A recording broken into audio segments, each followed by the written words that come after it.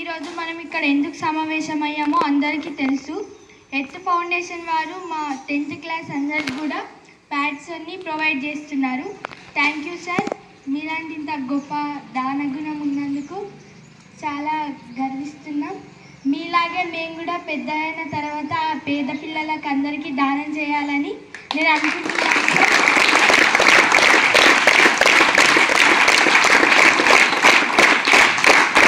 కాబట్టి మనము అంతకు తగ్గట్టుగా చదువుకొని వాళ్ళ పేరు వాళ్ళ గౌరవాన్ని నిలబెట్టాలి.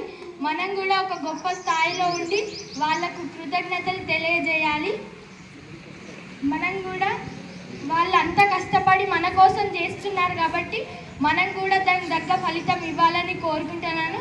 My dear friends, my dear classmates, మీకు కూడా all the best for the SSC public examinations.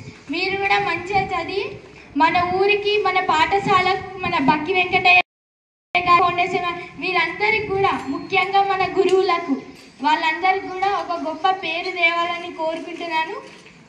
మనం కూడా ఒక గొప్ప స్థాయికి వెళ్ళి పేదవాళ్ళకి ఇలాగే ఏదన్నా ఒక డొనేషన్ చేస్తూ ఏదన్నా ఒకటి పంచి పెడుతూ ఉంటే ఆనందమే వేరే ఉంటుంది.